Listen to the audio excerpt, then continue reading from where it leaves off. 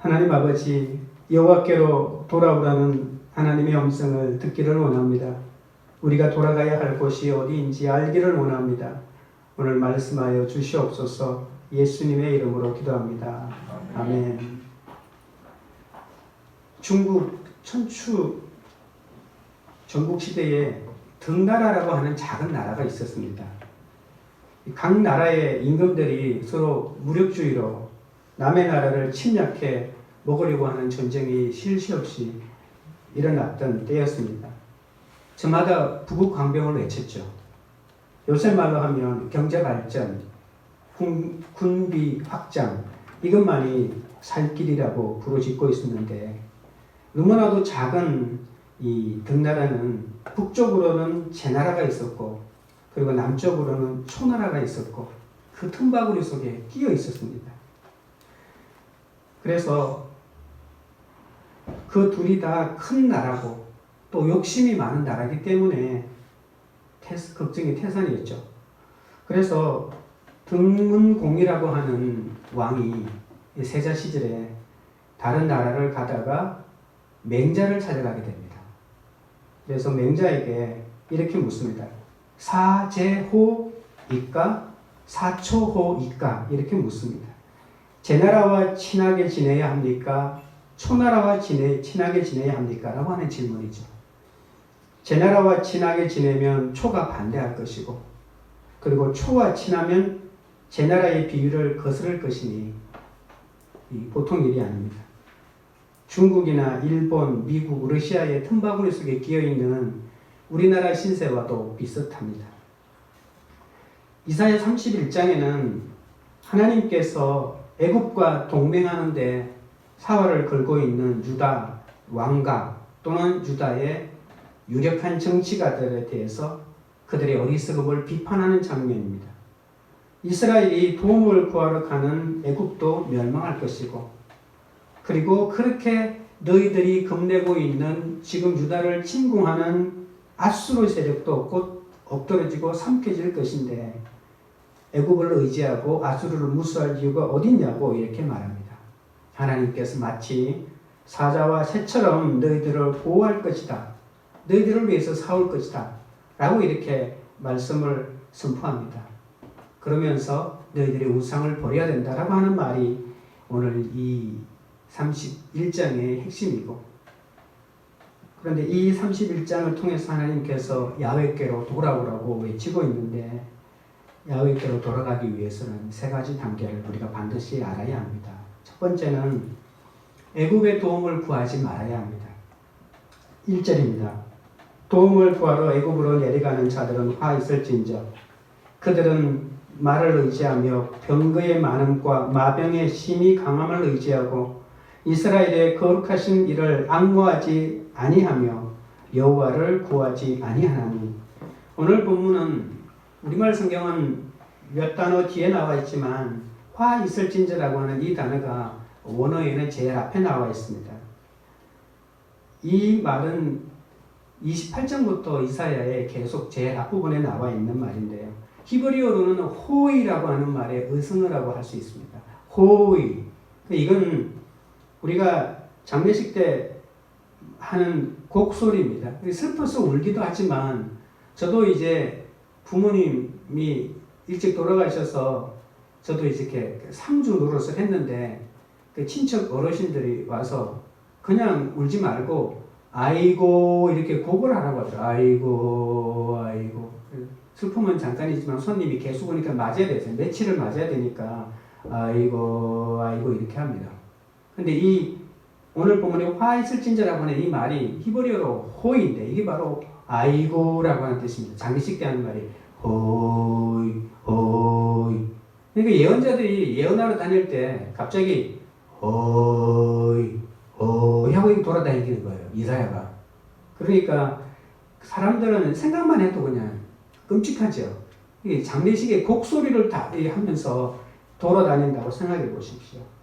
그래서 하나님께서 특별히 호이 하면서 이스라엘 백성들에게 심판을 선포하는 이 본문의 맥락 가운데 오늘 이 31장이 들어가 있습니다. 북쪽에 있는 아수르라고 하는 역사상 가장 호전적인 제국주의입니다. 이 남쪽으로 쳐내려올 징조가 보이자 이스라엘은 안절부절합니다. 어쩔 줄 몰라합니다. 아수르가 쳐내려오면 우리는 완전히 절단나는데 어떻게 해야 할 것인가? 이 위협을 피하는 방법이 무엇일까? 그러니까 그 당시 히스기야를 비롯한 많은 궁중 대신들이 모여서 의논을 했겠죠. 그들의 의논의 결과는 강력한 남쪽에 있는 애굽의 원조를 바라는 길밖에 없다. 남쪽 애굽의 원조를 바라거나 빨리 남쪽에 내려가서 그들의 신무기를 많이 사와서 아수르를 대항하는 길밖에 없다고 했습니다. 사실 31장은 30장과 거의 똑같은 맥락입니다. 주님은 이런 이스라엘 정가의 외교정책에 대해서 30장 1절 2절을 잠깐 볼까요? 거역하는 자식들아. 제가 지금 방금 읽는 것은 세번역 성경입니다. 거역하는 자식들아. 너희에게 화가 닥칠 것이다. 너희가 계획을 추진하지만 그것들은 나에게서 나온 것이 아니며 동맹을 맺지만 나의 뜻을 따라 한 것이 아니다. 죄에 죄를 더할 뿐이다. 너희가 나에게 물어보지도 않고 이집트로 내려가서 바로의 보호를 받아 피신하려 하고 이집트의 그늘에 숨으려 하는구나. 이렇게 하나님이 탄식하는데요. 내가 나쁜 짓을 하는 것도 중한 죄이지만 하나님께 묻지 않고 세상과 연합하는 것이 더 중한 죄입니다. 이웃나라와 방위 동맹을 맺는 것만이 아니라 그들의 하나님에 대한 의존과 사랑이라는 인격적인 관계를 파괴시키는 거거든요. 하나님이 지켜주겠다고 했는데 하나님의 지켜주심을 못 믿으니까 강대한 나라의 원조와 동맹을 맺는 거죠. 여러분, 동맹을 맺으려면 그 나라의 조공을 얼마나 많이 바쳐야 되는지 모릅니다. 유다는 아수르가 쳐들어올 때 애굽의 도움을 청했습니다. 하나님의 도우심보다 애굽의 말과 병거와 마병을 의지하는 길을 택한 것입니다. 하나님은 출굽한 이스라엘 백성에게 병마를 많이 두지 말라고 하셨죠. 병마를 많이 얻으려면 이스라엘을 구원하신 하나님을 잊고 다시 애굽의 길로 돌아가게 되기 때문입니다. 그래서 신명기 17장에도 왕이 되는 조건 중에 하나가 바로 이 말을 많이 가까이 두면 안 된다라고 하는 구절이 있습니다. 그러나 이스라엘은 말과 병거와 마병이 많은 애굽을 하나님보다 더 큰 능력을 가진 자로 여겼고 그들이 자신들을 전쟁에서 구원해 줄 것이라고 생각했습니다. 그래서 강대국의 침략을 받을 때마다 애굽으로 다시 돌아가 그들의 돈과 권세를 구하며 그들의 우상에게 절을 했던 거죠. 하나님의 능력과 인간의 능력을 이 31장 1절에 보면 날카롭게 비교하고 있습니다. 이방 나라와 맺은 조약들과 애굽의 말이나 병거가 하나님 앞에서는 아무 의미가 없다는 것을 알아라고 오늘 1절에 말하고 있습니다. 도움을 구하러 애굽으로 내려가는 자들에게는 화가 있다고 말하고 있죠. 그 화는 바로 재난을 당한다는 거죠. 너희들이 아수르에게 당하는 재앙보다도 더 큰 재앙이 애굽을 의지하기 위해서 내려가는 자들에게 임할 것이라고 말하고 있습니다.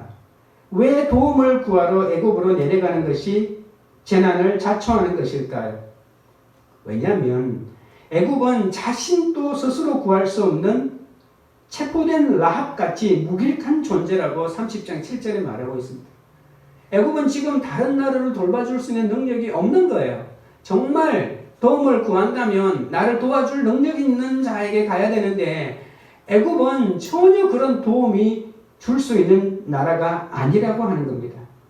여러분, 여기에 30장 1장 1절에 내려가는 자들이라는 말이 있죠. 이 말은 내려간다라고 해서 영적 고도를 낮추는 겁니다. 영적 고도. 우리가 비행기가 날아가면 일정한 고도를 유지해야 되잖아요. 영적인 생활도 마찬가지입니다. 영적인 고도를 유지해 나가야 되는데 이 영적 고도를 이렇게 낮추면 반드시 문제가 생기는 거죠. 어떤 문제가 생기냐면 하나님이 하찮게 보이고 이 세상의 힘이 너무나도 크게 보이는 것입니다. 그래서 우리는 영적 고도를 절대로 낮추면 안 됩니다. 이 신앙의 높은 전망대 위에 늘 높이 서 있어야 이 세상이 돌아가는 영적 세계의 그 세상의 가치 또는 그 판세라고 해야 되나요? 그런 것을 알게 되거든요. 그래서 영적 고도를 낮추고 그 결과로 영적인 침륜에 빠지고 그래서 위기의 순간에 내가 누구를 의지해야 될까라고 하는 것을 결정할 때 실수를 하게 된다는 것이죠. 그래서 여러분 자녀들이 저도 딸이 3명 있지만 어느 날 갑자기 웬 남자를 데리고 와서 아빠 이 사람이야 이 사람하고 결혼할 거야 라고 이렇게 할지도 모릅니다. 그렇게 하겠죠. 그러면 부모들은 세상 사람들처럼 비슷한 관점으로 판단해서 절대로 안 된다고 할 확률이 많아요. 그러면 딸은 이제 나는 이 사람 아니면 안 된다고 또 난리를 지기겠죠. 제 앞에도 이제 그런 일이 곧 닥칠 겁니다. 그런 일이 생기지 않기 위해서 가장 좋은 방법이 뭐냐면 부모가 모든 것을 포기하고 어떤 사람이든 좋아 이런 마음을 가지고 있어야 될까요? 아니면 딸에게 영적 고도를 높여줘야 됩니다. 믿음의 사람을 고를 수 있는 능력을 그 애가 가질 수 있도록 만들어주는 거겠죠. 그래서 이제 저희 교회가 추구하는 것은 큐티잖아요. 그래서 큐티 잘하는 남자, 큐티 매일 하는 남자. 그래서 반드시 결혼 허가를 받으러 올 때는 1년 동안 한 큐티처를 가지고 와서 검사를 받아야 됩니다. 그렇죠. 그게 제일 좋은 방법입니다. 네. 미리 얘기해 놓으시기 바랍니다. 그래서 자기가 큐티를 안 하거나 상대방이 큐티를 안 하면 그냥 아예 허락을 안 해주는 거죠. 네. 영적 고도가, 부모도 영적 고도가 낮아지면 큐티가 무슨 소용이 있어 하고 아무 쓸모 없습니다. 그냥 돈 많은, 그냥 좋은 직장 있고 돈 많은 사람을 원하게 되는 거죠. 영적 고도가 낮춰지면 정말 위험한 일이 생긴다는 걸 아셔야 합니다. 평소에 이 사람들은 애국 눈에 띄었겠어요? 하나님 말씀이 잘 들리겠죠. 근데 정말 중요한 순간, 중요한 결정을 할 때 영적 고도가 낮으면 이런 어처구니 없는 선택을 하게 된다는 것입니다. 유다의 지도자들은 하나님의 말씀을 의뢰하거나 하나님의 보호를 믿지 못했기 때문에 애굽에 그 수많은 군마와 병거와 마병을 의지하고 말았습니다. 그들은 많은 돈으로 애굽 군마와 병거를 사들이는데 치중하느라 이스라엘의 거룩한 자를 오늘 성경 본문에 있는 단어로 치면 앙모하는 일에 소홀히 할 수밖에 없었습니다. 여러분, 앙모한다고 하는 것은 아무리 현실이 힘들고 어려워도 하나님 말을 바라보는 거죠. 약간의 심리적인 긴장을 아는 채 하나님의 개입을 학수고대하는 것이 앙모하는 겁니다. 우리가 하나님을 기대하고 고대하고 바라보는 것은 긴장이 없는 상태는 그건 이상한 거예요. 그건 영적인 상태가 너무 고도가 높아가지고 그냥 하늘로 그냥 우주 밖으로 날아가 버린 거죠. 긴장감이 있어요. 하나님이 내 기도 들어주면 어떻게 하지? 만약에 하나님이 내 기도를 들어주면 어떻게, 이런 두려움이 약간 긴장감이 있어요. 이걸 창조적인 긴장감이라고 말해요. 믿음이 좋은 사람이라도 이러한 긴장감이 있어서 늘 하나님을 바라보는 이 긴장감이 있는 것은 정상이에요. 그래서 창조적인 긴장과 불확실성, 하나님이 안 도와줄 수도 있잖아요. 불확실성은 불확실성인데 불신은 아니에요. 이걸 거룩한 불확실성이라고 말해요. 창조적인 긴장감과 거룩한 불확실성, 이 가운데 우리가 놓여 있는 거예요. 그래서 하루만 안 봐도 믿음이 떨어질 것 같은 그 상태가 좋은 거예요. 그래서 매일 주님을 바라보고 매일 말씀을 의지하는 상태. 그래서 우리가 영적 고도를 계속 유지해 나가는 거예요. 그래서 이러한 창조적인 긴장감과 그리고 거룩한 불확실성이 우리 가운데 있지만 하나님을 의지하기로 결단하고 계속해서 그분을 찾아 나가는 것이 바로 주님을 앙모하는 거죠. 앙모한다고 했을 때 제일 기본적인 단어는, 뜻은 그냥 기다리는 거예요. 다른 것 하지 않고 주님만을 기다리는 거예요. 기다리는 게 보통 어려운 게 아닙니다. 여기에는 외로움도 있고요. 의심도 있죠. 반드시. 이런 외로움과 의심 속에서도 주님에게만 초점을 잡는 거예요. 여러분, 먼 거리에 있는 피사체를 초점을 맞추려면 조금만 틀려버려도 피사체가 정확하게 안 잡히죠. 그러니까 아주 먼 망원경 같은 것으로 어떤 피사체를 잡을 때는 조금만 달라도 흐릿하게 보일 수가 있어서 초점을 맞추는 것이 쉽지가 않습니다. 정확하게 초점을 잡느냐 아니면 완전히 흐릿하냐 이 중간을 왔다 갔다 하면서 초점을 잡아 나가는 거잖아요. 하나님을 바라보면서 목이 빠지도록 하나님을 사모하게 해달라고 주님을 목말라 하는 것이 바로 주님을 항모하는 것입니다. 하나님을 믿지 않으면 애굽을 의지하는 수밖에 없습니다. 그러나 이것은 죽음의 불꽃으로 뛰어드는 나방과 똑같습니다. 신앙도 아니고 불신앙도 아닌 중간의 지점은 없어요. 살아계신 하나님을 선택하지 않으면 애굽으로 내려가든지 둘 중에 하나예요.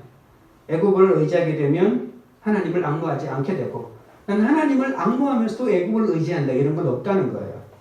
2절입니다.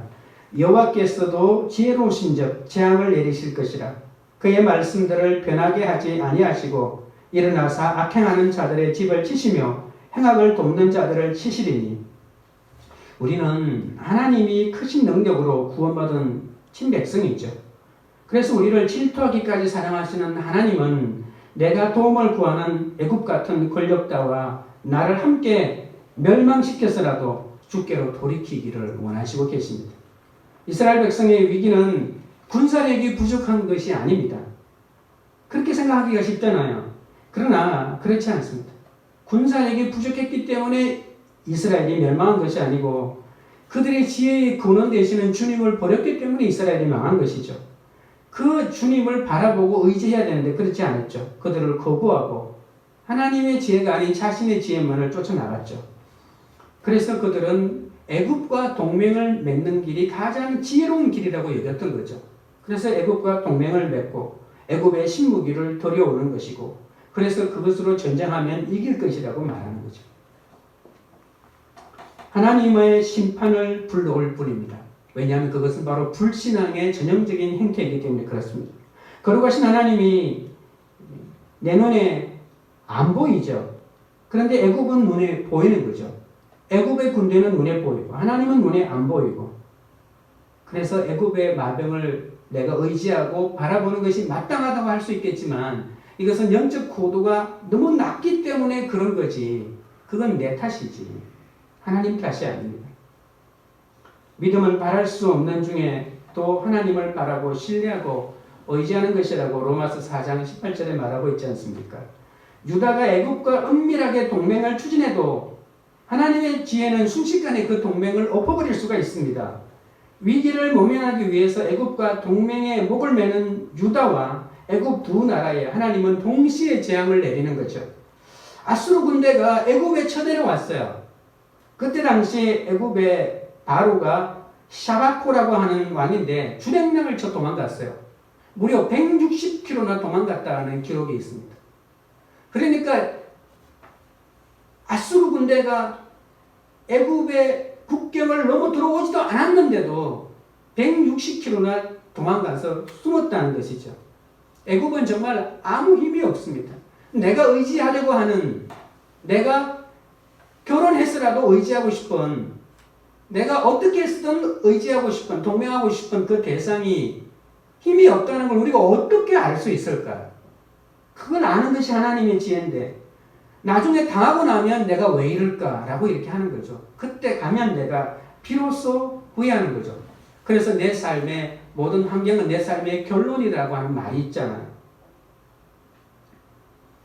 이사야는 애굽을 의지하면 더 큰 수치를 당한다고 경고했지만 유다는 재물을 어린 나귀 등에 싣고 30장 5절 6절에 보십시오. 어린 나귀 등에 바리바리 물건을 싣고 위험하고 공고한 땅을 지나는 애굽의 광야를 지나서 애굽까지 내려가서 무기를 싸고 엄청난 조공을 바치면서 동맹을 맺어달라고 이렇게 애걸복걸을 하는 것입니다. 어떻게 해서든 자녀를 좋은 학교 보내려고 주일에도 학원에 보내고 출세를 위해서 술자리도 마다하지 않습니다. 세상의 방법으로 내 미래가 보장되는 것이면 얼마나 좋겠어요. 그런데 오직 하나님만이 나를 선한 길로 인도해 줄 수 있다는 것을 알아야 합니다. 우리가 참으로 이 믿음이 없어서 우리가 헛된 수고를 하고 있는 것입니다. 우리는 하나님을 믿는다고 하면서도 어려움이 닥치면 하나님을 온전히 신뢰하지 못하고 자꾸 다른 것에 의지하고 맙니다. 그래봐야 세상이 우리를 도와주지도 못하고 유익하게도 못하고 오히려 수치가 될 뿐인데요. 하나님을 의지하지 않고 세상에 기대면 세상 도움을 얻기는커녕 수치와 조롱만 당하게 된다는 것을, 죄만 더하게 된다는 것을 알아야 합니다. 3절입니다. 애굽은 사람이요 신이 아니며 그들의 말들은 육체요 영이 아니라 여호와께서 그의 손을 펴시면 돕는 자도 넘어지며 도움을 받는 자도 엎드려져서 다 함께 멸망하리라.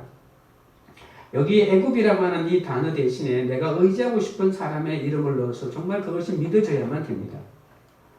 우리가 의지하려는 애굽과 의지해야만 하는 하나님 사이를 정확하게 대조해 주고 있습니다. 애굽은 기껏 코로 숨쉬는 사람에 불과하지만 그리고 결코 신이 아니라고 말하고 있죠. 그런데 왜 이스라엘 사람들은 군마를 맹목적으로 의존할까요? 그 어떤 이유로도 애굽과 군마가 영이신 하나님을 대신할 수 없는데 그들은 대신할 수 있다고 생각하기 때문에 그들을 의지하는 거죠. 애굽은 지극히 부서지기 쉬운 피조물에 불과합니다. 여호와께서 손을 들어서 한번 내리치시면 세상에 있는 모든 왕국은 무너질 수밖에 없거든요. 그러나 돈 많은 사람, 힘센 사람과 손 잡는다고 내 인생의 편안함이 보장되는 게 아닌데, 내 고난이 다 해결되는 것도 아닌데, 평안함이든 고난이든 우리 삶의 모든 주권은 하나님이 쥐고 계시기 때문입니다. 하나님이 아닌 다른 것들을 다 따르고 의지하면 오히려 그 세력이 수치가 되고 수욕이 된다고 오늘 본문이 말하고 있습니다. 왜냐하면 돕는 자도 넘어지며 도움을 받는 자도 엎드려져서 다 함께 멸망하리라고 말했기 때문에 그렇습니다. 그러므로 바로의 세력에 기대면 바로의 세력이 우리의 수치가 되고 애굽의 그늘에 피하려 하면 그 애굽의 그늘에 피하려 함이 오히려 우리의 수욕이 된다고 말입니다. 우리의 도움은 전능하신 하나님의 그늘뿐인데요. 적용 질문을 드리겠습니다. 어려운 일이 있을 때 내가 의지하는 사람은 누구입니까? 내가 하나님보다 의지하기에 그들이 망할 수 있음을 인정합니까? 어떤 위기 상황에 처했습니까? 위기의 상황에서 내가 가장 의지하고 찾는 대상은 무엇입니까?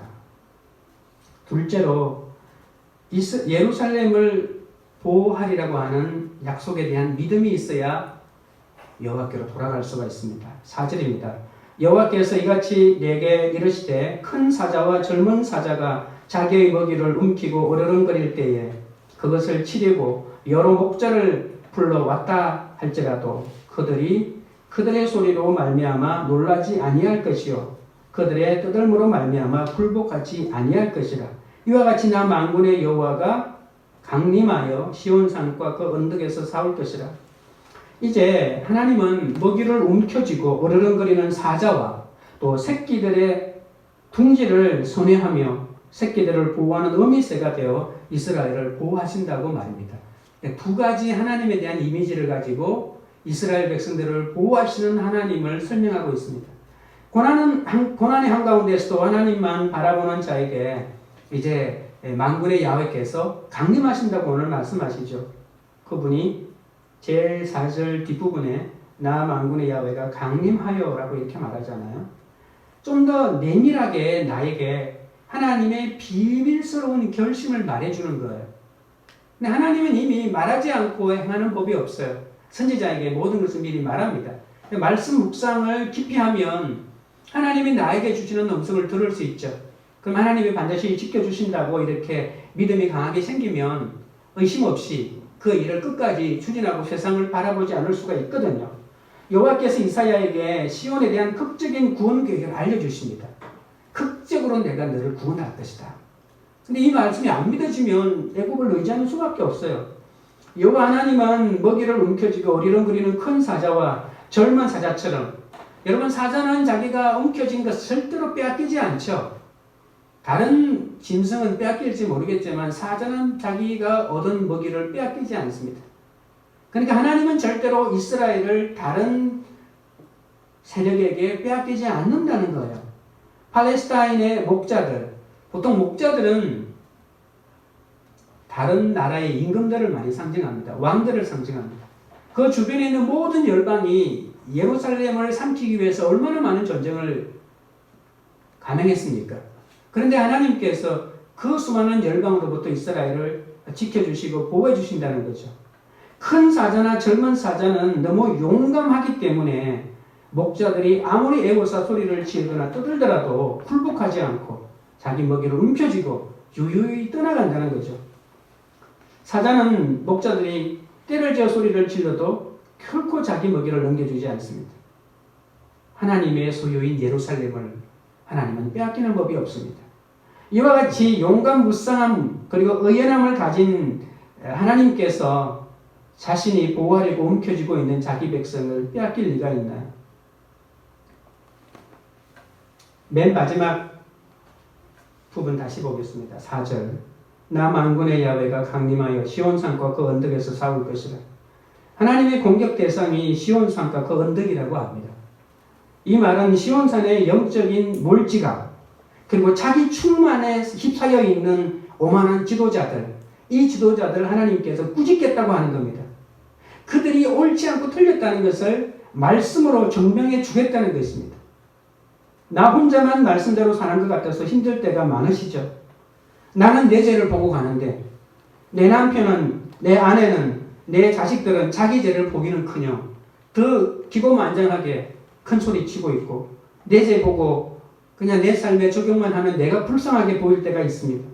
언제까지 이렇게 살아야 하는지 힘이 듭니다. 그러나 낙심하지 말아야 합니다. 하나님이 우리와 함께 싸워주시기 때문입니다.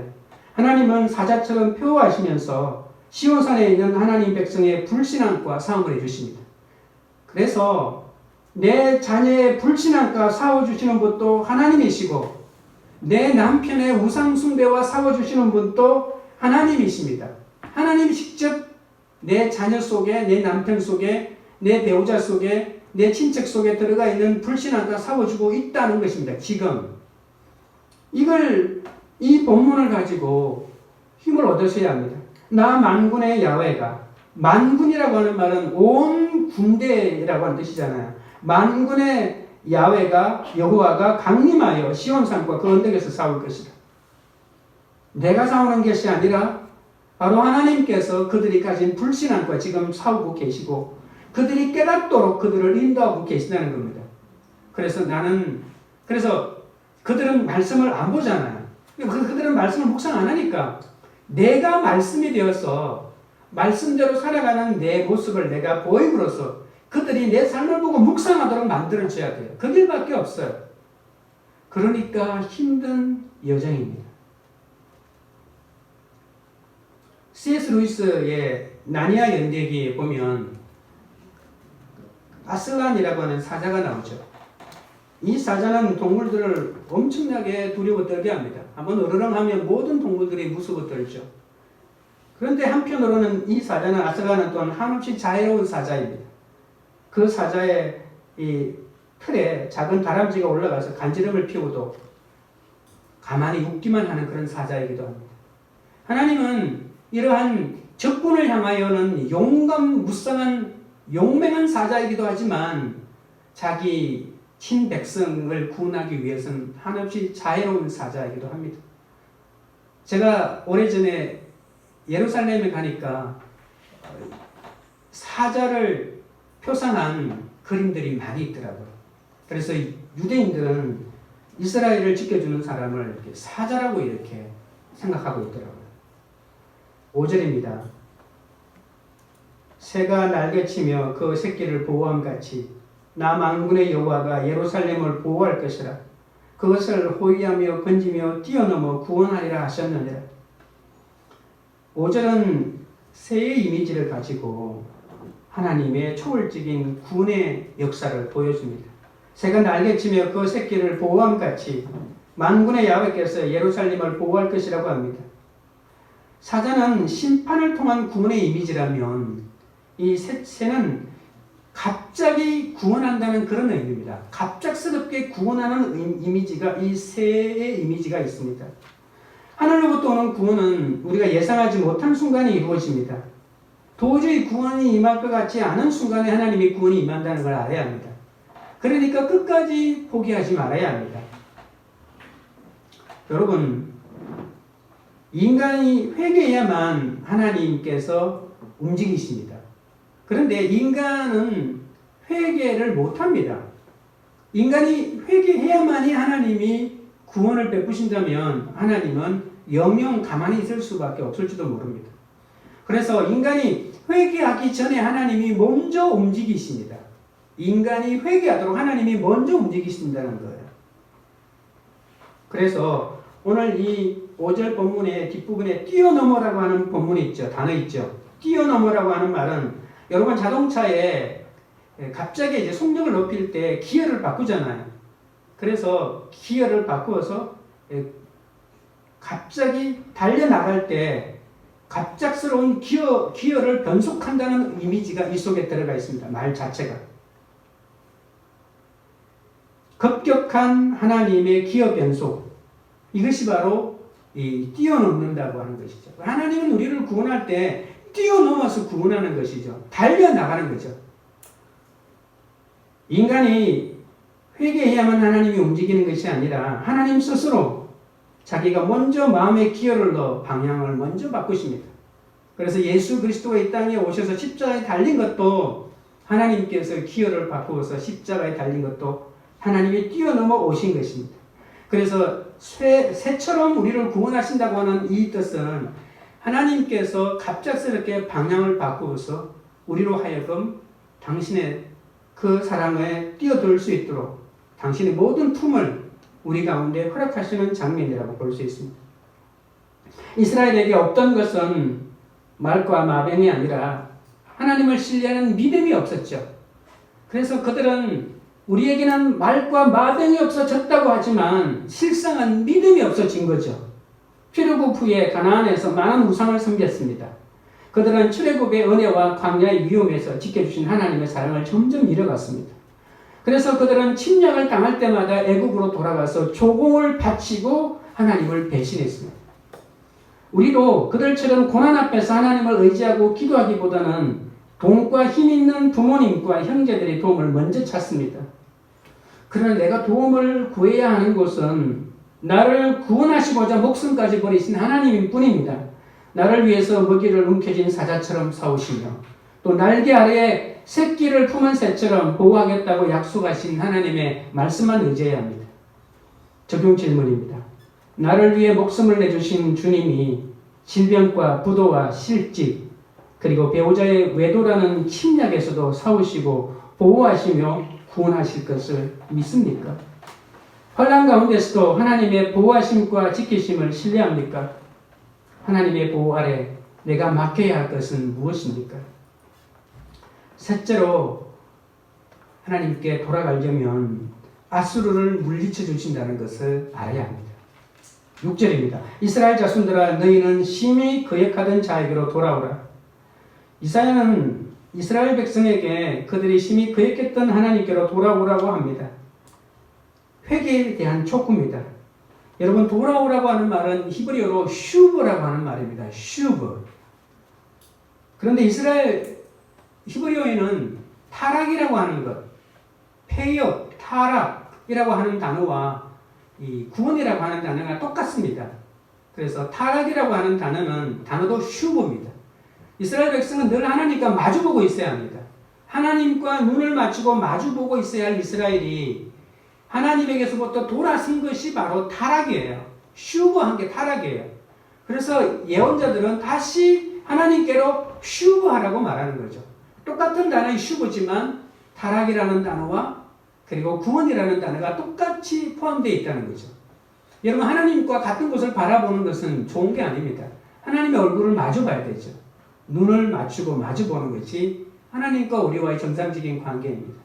그래서 돌아오라라고 하는 것은 다시 하나님에게 눈을 맞추라고 하는 것입니다. 이스라엘이 하나님으로부터 돌아서 지금 다른 것을 보고 있습니다. 7절입니다.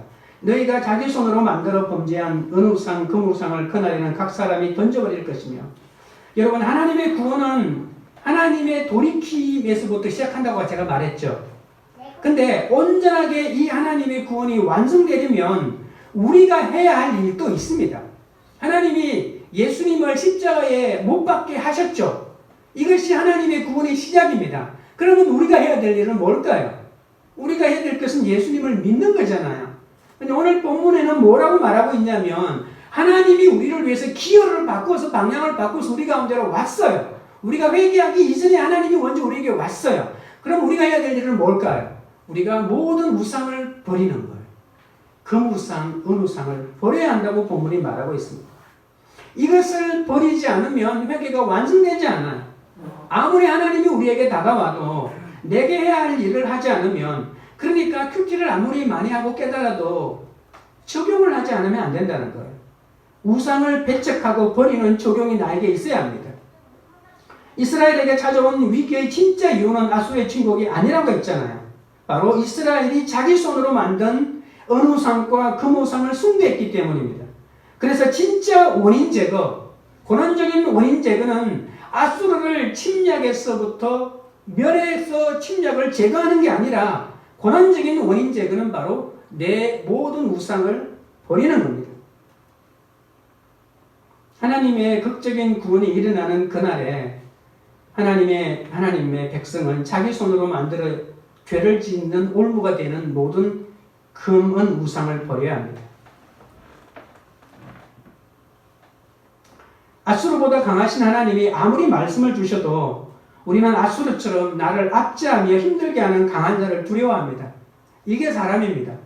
아무리 안 그렇다고 하더라도 돈을 두려워하고 돈 많은 사람을 두려워하고 권력을 가진 사람을 두려워하고 또 나이 든 남자들은 젊은 여자를 두려워하고 자기를 행복하게 해줄 것 같은 상대방을 두려워합니다. 그래서 그것을 취하려고 합니다. 힘센 자들을 도저히 이길 수 없을 것 같습니다. 그래서 그 두려움을 물리치고자 비굴하게 그들의 비율을 맞추거나 더 강해 보이는 사람에게 도움을 청하게 됩니다. 그러나 이 두려움을 이기고 적용을 해내야 합니다. 하나님이 내게 아수르를 붙여주신 것은 내 힘으로 물리치게 하시기 위함이 아닙니다. 강한 아수르의 압제와 위협 앞에서 내가 하나님보다 더 사랑하던 금은 우상을 던지고 주께 부르짖어 회개하게 하시기 위해서 그런 기회로 삼으라고 하나님이 허락하신 것이죠. 숭배하던 우상을 버리고 여호와께로 돌아오면 만군의 여호와께서 아수르로부터 구원의 은혜를 베풀어 주신다고 약속하십니다. 제가 여의도의 전도사 시절에 있었던 일인데요. 그때 제가 혹시문에서 성경을 가르쳤죠. 그때 성경을 배우던 여러 명의 어르신들이 이렇게 팀을 이루어서 저를 후원하는 하나의 이렇게 하나의 팀을 만들었어요. 또 이름도 정하고. 그래서 그분들이 회비도 내서 저를 이렇게 정기적으로 막 후원들 해줬습니다. 제가 그때 문병이 나서 그 영등포에 김안과라고 하는 유명한 안과 있는데 그게 일일이 와서 같이 진료도 해주고 치료비도 내주고 뭐 이런 일들을 오랫동안 해주셨는데 그분 중에 한 분이 사업을 하시는 분입니다. 그런데 이분이 M&A를 통해 가지고 굉장히 큰 회사를 인수했어요. 금정역과 군포역 사이에 있는 11층 되는 빌딩을 가지고 그 회사의 회장으로 취임했는데 저보고 이제 그 회사에 사목이 되라는 거예요. 그래서 일주일에 한 번씩 와서 예배를 드려주라고. 그러면 사목처럼 월급도 주겠다. 그때 그분이 월급 준다고 하는 게 제가 전도사업 받는 월급의 한 2분의 1쯤 됐기 때문에 저는 되게 놀랐죠. 그래서 화요일마다 점심시간에 거기 가서 예배를 드렸습니다. 그래서 중력들이 다 모여가지고 예배를 드리고 같이 밥을 먹고 저는 이제 회장실에 들어가서 회장하고 마지막 그분하고 이렇게 얘기하고 그분이 그때 한 얘기 중에 제가 지금 땅을 알아보고 있습니다. 전도사님 조금만 기다리십시오. 제가 아주 멋진 교회를 세워드리겠습니다. 그래서 저는 그냥 가만히 있었지만 속으로는 나한테도 이런 일이 일어나는구나. 그래서 몇 달을 거기에 다녔죠. 그리고 이제 집에 갈 때는 그 역에서 그 회장이 차는 그 기사가 딸린 그 기사가 저를 금정역까지 태워주고 이런 후사를 한 몇 달 누렸죠. 근데 어느 날 소식이 들려오더라고요. 그 사람이 감옥에 갔다는 거예요. 네. M&A를 하는데 무리하게 하다가 법을 어긴 것이 드러나서 그래서 그분은 결국 재판에 들어가서 한 2, 3년을 복역을 한 것 같아요. 네. 그와 동시에 제 꿈도 완전히 사라졌죠. 그때 잘 됐으면 제가 아주 큰 교회 목사가 됐을지도 모르는데 네. 세상에 공짜는 없더라고요. 제가 그때 그 많은 사람들 앞에서 무슨 설교를 했는지 지금 생각만 해도 아찔합니다. 물론 그때는 한다고 했겠지만 그때 여자 아주머니 직원들도 많이 있었는데 그분들도 되게 말씀을 갈급하고 막 그렇게 얘기했는데 제가 그때 무슨 말을 했는지 기억도 나지 않는데 아무튼 하나님은 절대로 공짜가 없고 사람을 바라보고 의지하는 일은 반드시 무너질 수밖에 없다는 뼈저린 교훈을 그때 했고요. 그때 제가 품었던 그 마음들을 하나님께서 이렇게 완전히 제거시켜 주느라고 이 개척의 기간들을 하나님이 이렇게 다지는 것인 줄 또 그런 생각도 들더라고요. 8절입니다. 아수르는 칼에 엎드러질 것이나 사람의 칼로 말미암음이 아니겠고 칼에 삼켜질 것이나 사람의 칼로 말미암음이 아닐 것이며 그는 칼 앞에서 도망할 것이요 그의 장정들은 포격하는 자가 될 것이라. 강대국 아수르가 이스라엘을 징계하시는 하나님의 도구에 불과합니다. 하나님의 진노의 막대기로 쓰임받는 날이 끝나면 아수르는 땅에서 파헤지고 산에서 짓밟힐 것이라고 말합니다. 내가 우상을 버리고 주께로 돌아가면 우상에 불과한 아수르도 자신의 칼을 자랑하던 그것에서 떨어지고 오히려 하나님의 심판의 칼 아래 굴복하게 됩니다. 꺼지지 않는 여호와의 불이 있다고 말했죠. 불이나 또는 빛이라고 번역할 수 있는 단어인데 이 하나님의 불이 어떤 대적도 그냥 두지 않고 다 살라버린다고 말하고 있습니다. 아수르는 사람의 칼이 아닌 하나님의 칼에 엎드려지고요. 하나님의 칼 앞에 세계 최고 제국인 아수르도 속수무책으로 삼켜질 것입니다. 9절입니다. 그의 반석은 두려움으로 말미암아 물러가겠고 그의 고관들은 기치로 말미암아 놀라리라. 이는 여호와의 말씀이라. 여호와의 불은 시온에 있고 여호와의 풀무는 예루살렘에 있느니라. 그의 반석은 이 반석이라고 하는 말은 아수르 군대가 숭배하는 승리의 상징입니다. 옛날에 이스라엘이 전쟁에 나갈 때 법궤를 짊어지고 나갔잖아요. 그런 것처럼 그의 반석이라고 하는 것은 아수르 군대를 승리로 이끌어준다고 믿었던 아수르 군대의 우상이었습니다. 이 아수르 군대, 그의 믿었던 반석은 두려움으로 말미암아 물러가고 그의 고관들, 모든 군대의 장군들, 지휘자들도 다 벌벌벌 떨고 놀라 자빠진다고 말합니다. 아수르의 패배와 이스라엘의 승리는 시온에 있는 여호와의 빛, 여호와의 불, 그리고 여호와의 풀무 때문이라고 말하고 있습니다. 시온에서 거룩한 하나님의 성품이 계속 빛을 발하고 있고 그리고 하나님의 말씀이 계속해서 뿜어져 나오고 있고 풀무가 거룩하게 만들고 정죄하게 만드는 거잖아요. 그 하나님의 불이 끊임없이 불타오르고 그 하나님의 풀무의 불이 끊임없이 불타올라 이 세상의 모든 더러움을 제거하고 거룩하게 만드는 하나님의 역사를 해나갑니다. 등나라 왕인 등용문이 맹자에게 와서 질문했다고 제가 얘기했죠. 맹자가 어떻게 대답했는지 아십니까? 맹자가 이런 대답을 합니다. 나는 그 문제의 해결 방법을 모릅니다. 다만 한 가지 방법만 있습니다. 그것은 사람이 사람 노릇을 하고 국민이 국민 노릇을 하고 임금이 참 임금 노릇을 하는 길밖에 없습니다. 못을 파고 성을 쌓고 군대를 기르는 방법이 아니라고 했습니다. 이쪽을 섬길까 저쪽을 섬길까 고를 여유도 없다고 했습니다. 그냥 있는 힘을 다하고 있는 생각을 다 모으고 있는 마음을 다하는 것뿐이라고. 그래서 백성을 하나로 만드는 길밖에 없다고 말합니다. 그래서 이런 말을 덧붙입니다. 백성이 죽으면서도 달아나지 않는 까닭이 있다고 말합니다. 왜 그러냐면 임금이 백성을 자기의 손과 팔처럼 여겼기 때문에 그렇다고 말합니다. 그래서 이 등나라가 작은 나라지만 다른 나라를 이길 수 있는 유일한 힘은 임금이 임금 노릇을 하면서 백성을 제 몸처럼 사랑하는 길밖에 없다고 맹자가 말했던 것이죠. 자기네를 한 몸으로 알아주는데 어찌 죽은들 차마 떨어질 수 있겠습니까? 죽으면서도 떨어지지 못하는 것이 한 몸입니다. 작은 교회가 살아나는 방법이 있을까요? 작은 가정이 살아나는 가정이 있을까요? 돈이 부족하고 여러 가지 부족한 가정에 살아나는 길이 있을까요? 그것은 하나가 되는 것밖에 없습니다. 하나가 되려면 가장이 사랑으로 그 모든 공동체를 품는 길밖에 없습니다. 사랑의 헌신밖에. 그러니까 작은 교회가 살아나는 길은 그 목사가 사랑으로 성도들을 섬기는 것밖에 없겠죠. 가정도 마찬가지고. 주님만을 의지하고 바라보는 것. 그것이 작은 공동체가 살아나는 거리고. 여러분, 부모가, 가장이 자녀를 가장 사랑하는 방법은 하나님만을 의지하는 모습을 보이는 겁니다. 돈 많은 사람, 세력이 있는 사람, 지위가 높은 사람을 의지하는 약한 모습을 보이면 자녀는 절대로 부모를 의지하지 않습니다. 부모가 돈이 있을 때는 의지하겠죠.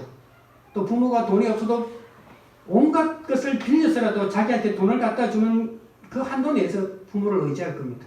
그러나 부모가 돈을 의지하지 않고 하나님을 의지하면 부모가 돈이 없어도 하나님을 의지하는 그 부모를 통해서 자녀가 부모를 의지하게 될 것입니다. 오늘 하나님께로 돌아가는 것, 문제를 해결하는 데 있는 것이 아니라 하나님만을 바라보는 것이 세상에서 가장 귀한 일이고 가정을 살리고 교회를 살리고 나라를 살리는 유일한 방법임을 알아야 합니다. 적용 질문입니다. 아수르처럼 나를 압제하며 힘들게 하는 배우자와 직장 상사가 있습니까? 그들은 내가 조공을 바칠 대상이 아니라 하나님이 대신 나서서 싸워주시기를 기도해야 할 대상임을 믿습니까? 내가 하나님께 돌아가고자 버려야 할 어느 상과 그 무상은 무엇입니까? 말씀을 맺겠습니다. 세상 사람들은 하나님을 의지하지 않고 세상에 기대면 세상 도움을 얻기는커녕 수치와 조롱만 당하게 됩니다. 죄에 죄만 더하게 될 뿐입니다. 하나님을 의지하지 않고 말씀을 외면하는 패망의 길밖에 없습니다.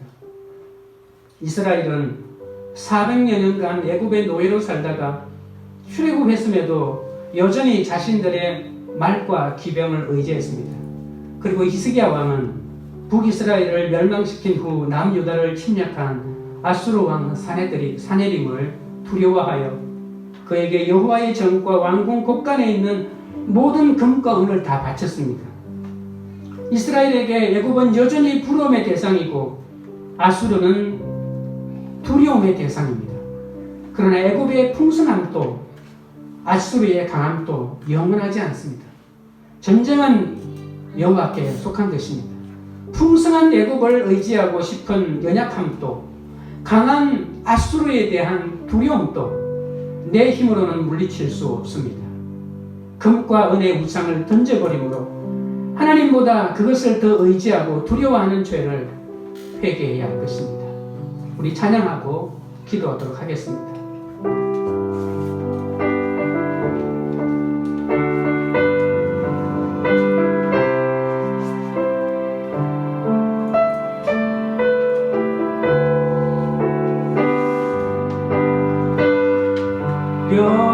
겨울일 당할 때 나의 믿음 적응하 의지하는 내 주를 더욱 의지합니다. 세월 갈수록 의지할 것뿐일세